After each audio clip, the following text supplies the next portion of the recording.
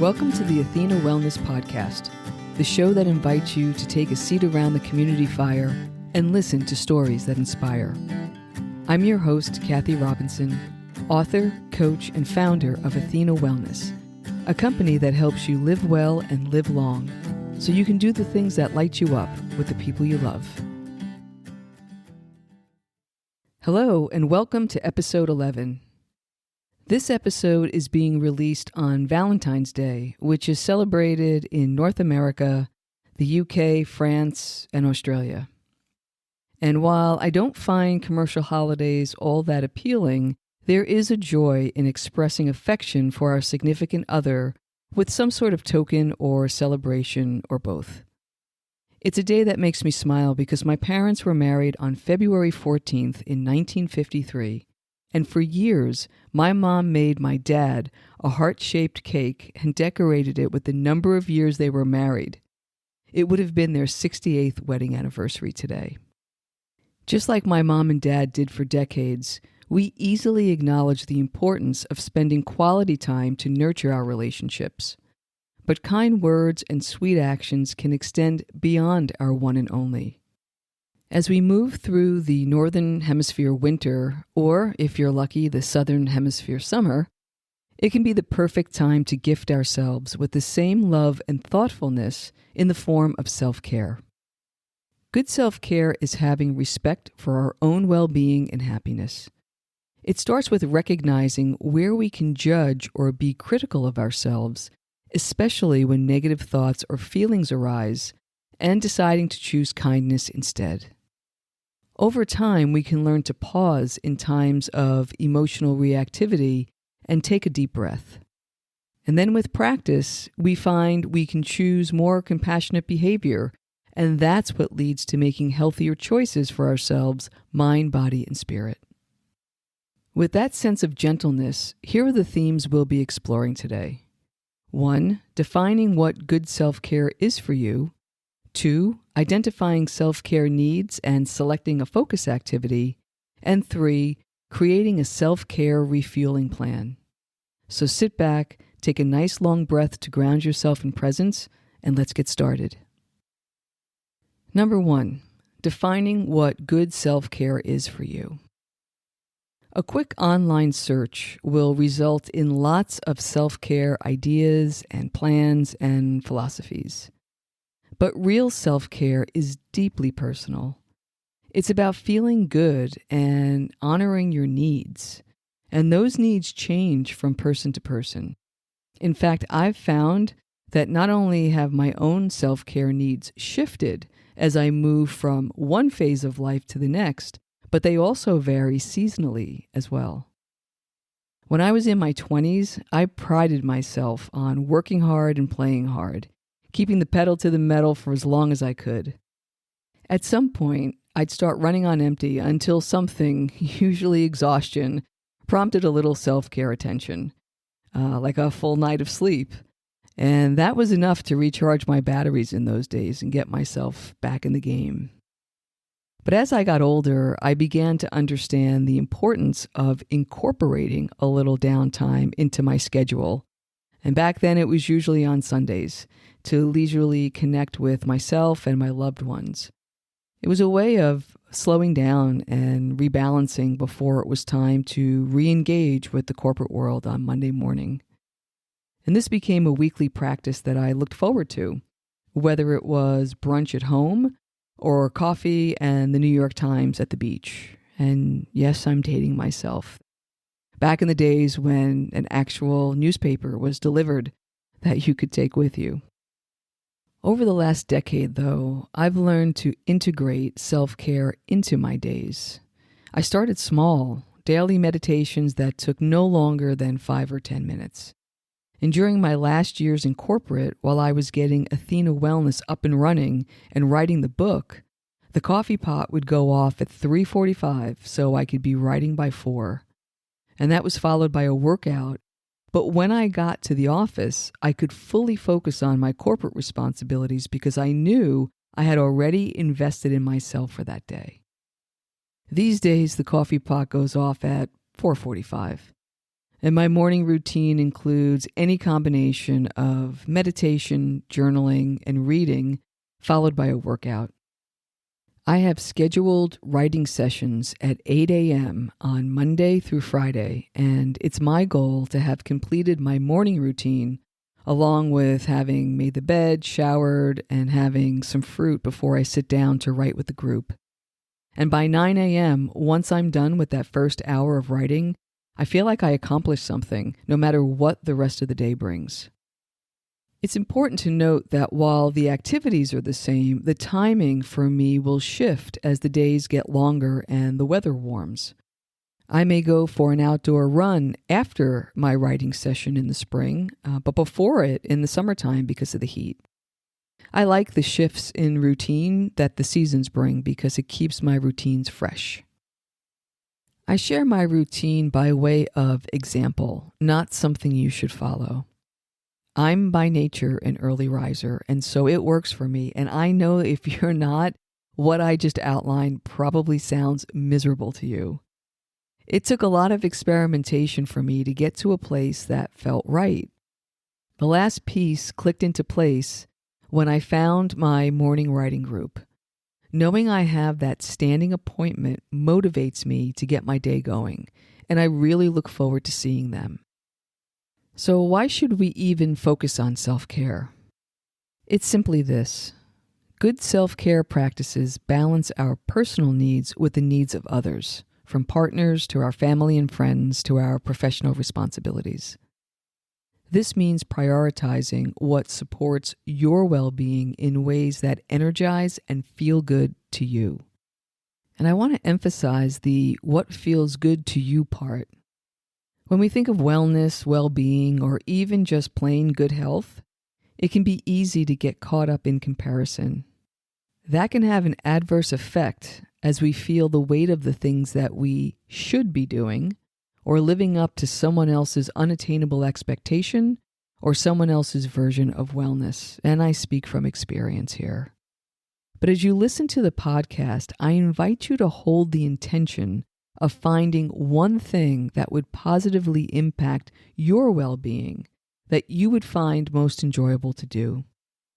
We'll talk about incorporating it into your days later in the show by creating a self-care plan, and that approach is proactive.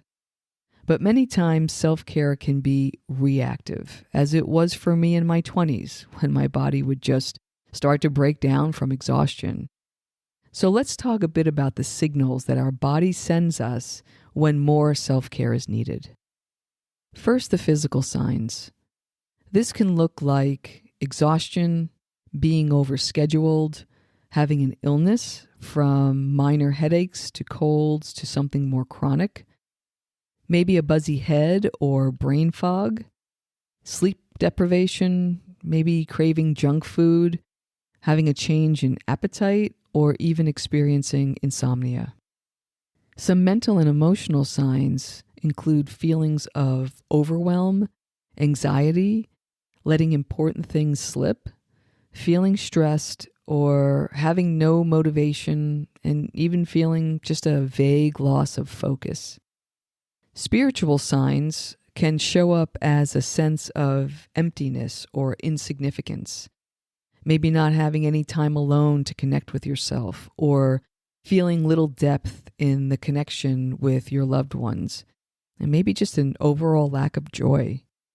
There can also be temporary or longer-term events that drain your energy, such as a change in family situations, new job, new school, moving, a breakup, a death, illness, maybe a change in your finances. Perhaps you became a caregiver recently, or suffered an accident or an injury, either yourself or a loved one. And maybe, like the rest of us, you're just working through external factors like what it's like to be living through a pandemic. In these types of situations, taking time for yourself can feel selfish or even like a luxury that you just can't afford. But it's especially important in demanding times to take good care of yourself. It helps you stay resilient and keeps you functioning so that you can do the work you're being called to do. If your self-care is feeling selfish or like a luxury, it may not be self-care at all. It may be self-indulgence, and it's worth saying a few words on the difference between the two. Self-indulgence is usually driven by emotion and often spontaneous and used as a means of escape. Self-indulgent activities can generate a sense of immediate gratification and often a sense of regret afterwards. And that also comes at the expense of our physical and mental well-being, not in service of it. Conversely, self-care has intentional and nourishing qualities, even if the activity causes some discomfort in the moment, such as exercise or getting up at 4:45. True self-care activities are rooted in presence and bring long-term positive impact. Let's move on to number 2, identifying your self-care needs and selecting a focus activity. I like to think of self-care as a mindset that helps us create behaviors to prioritize physical, mental, and spiritual health. Even though I have established practices, I'm always looking for new ways to change it up. Maybe you are too. And if this is new to you, this next section will be a great starting point to determine where you'd like to begin. It's important to note that my self-care routines have evolved and expanded throughout the years. As I mentioned, I started small and I added activities a little at a time until they were integrated into my daily routines. As old, unproductive habits slipped away, there was more time for new, beneficial ones. And I'll be sharing more about that evolution of my self-care routine and my plan in our next Wellness Wednesday show, which is episode 12. If this is new to you, please start with small steps. Pick one thing that's sustainable and enjoy the feeling it gives you. You can always expand your time commitment and add other practices whenever you feel ready. I'm going to review a list of prompts in the form of questions to help you determine where you feel some energy or heat. As you listen, just notice what piques your interest and where you'd like to explore further. Let's start with the body. How's your overall health? Are there wellness appointments that you've been putting off? Are you getting good quality sleep? Do you feel rested in the morning? Does your current way of eating fuel your activities? Are you feeling well fed? Does your body respond well when you challenge it? How does your body feel when you get out of bed or at the end of the day? Do you move it daily? Do you feel strong, flexible, fit? Now on to the mind. Does your mind feel agile? Do you feel mentally stimulated? How do you keep mentally fit? Do you have a healthy way to process emotions? Do your relationships feel nurturing? Do you invest time with family and friends? Are your social boundaries healthy and respected? Do you say no when you don't want to do something? Lastly, spirit. How do you nurture your spirit? Do you have a spiritually connecting practice like mindfulness, meditation, a formal religion, yoga, or being in nature? Are you curious and reflective about your life experience?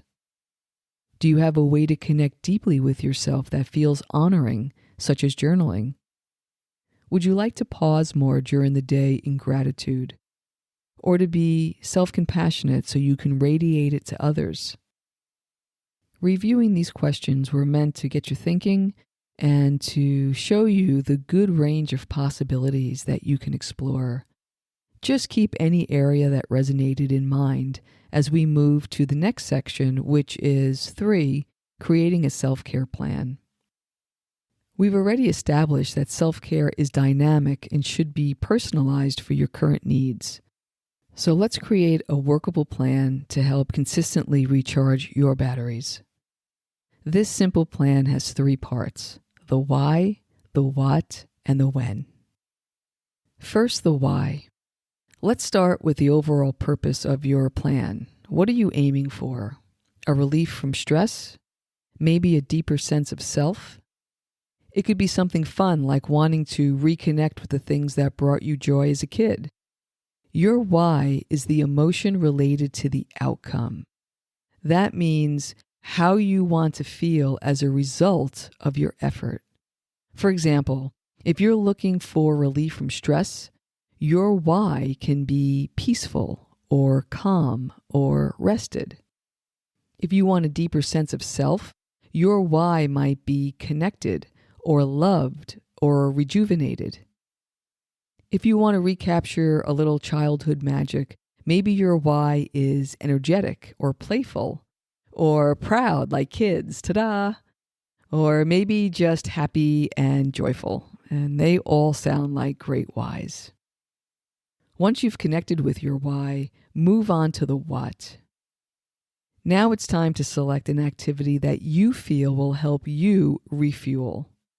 You can choose to do something, meaning to add an activity to your day, or you can choose to stop doing something. And that's really helpful for those who are time crunched and you want to improve your wellness, but you're so overstretched at the moment that you don't feel you have time. As an example of this, if you want to improve your sleep, you might choose to cut out an afternoon cup of coffee or a glass of wine after dinner, both of which can impact sleep, but don't add an activity to your plate. Whatever you choose, keep it simple and lighthearted. What can you do for yourself that you would gladly do for another? Here are a few ideas to give yourself the gift of presence and in turn, some self-love. So if you're feeling overscheduled, here's some ways to invite a little space throughout your day.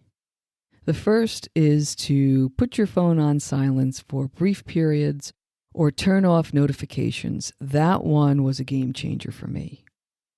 You can try micro meditations focusing on gratitude. You can set your watch to prompt you for a few deep breaths during the day, or use that reminder to ground yourself in some sort of sensory detail. Sound, sight, smell, taste, texture, anything to bring you back to the present moment.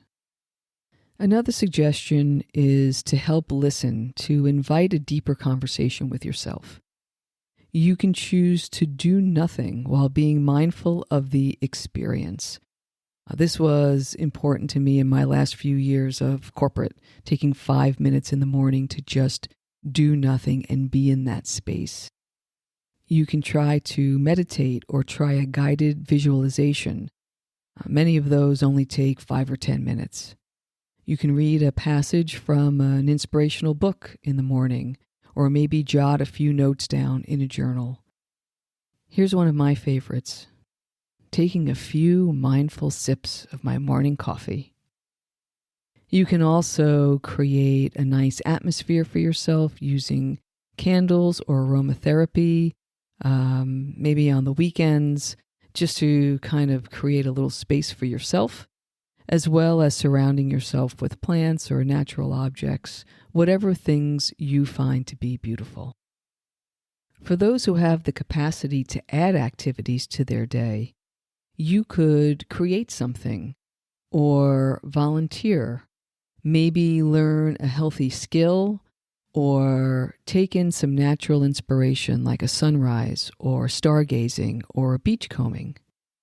If you want to be a little bit more playful, you may want to prepare a healthy meal and enjoy it picnic style, whether indoors or out. Maybe move your body in a new and fun way. You can perform random acts of kindness, or maybe breathe new life into old practices. You may want to take yourself on an artist date, or a long walk or a hike. Maybe buy yourself some flowers.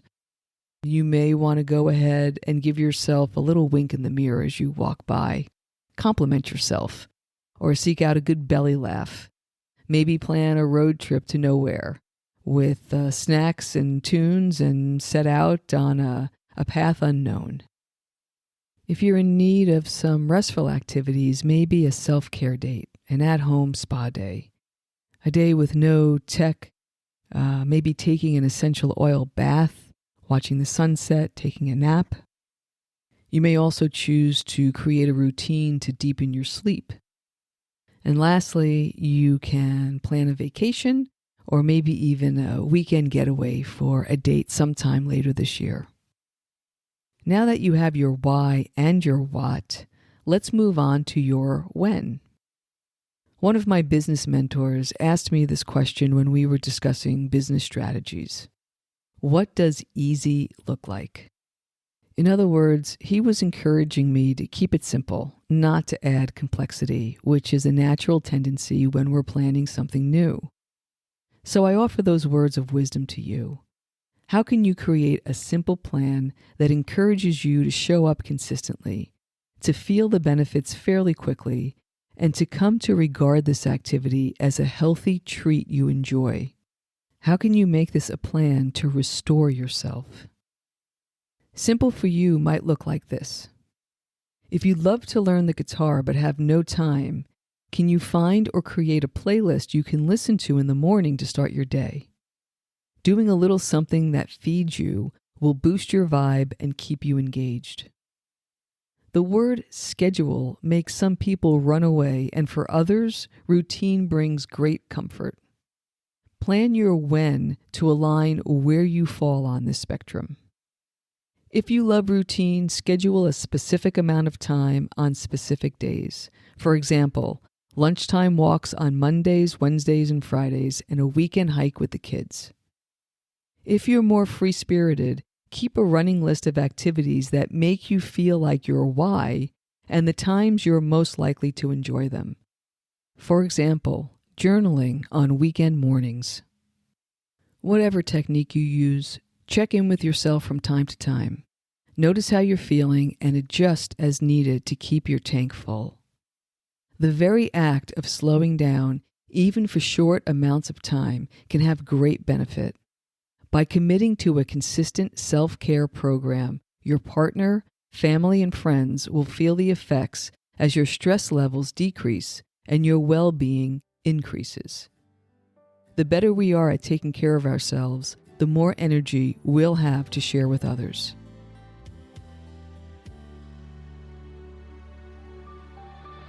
Thank you so much for joining me today.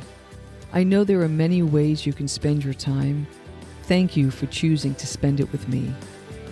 Until our paths cross again, be kind to yourself and show your warrior spirit some love. And thank you to all the listeners who have subscribed and left a rating or review.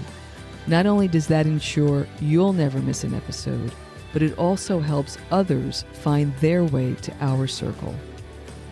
And if you'd like access to the show notes, have a question you'd like addressed on a future episode, or would like a transcript of this episode, visit www.athenawellness.com/podcast. Until next time, be well.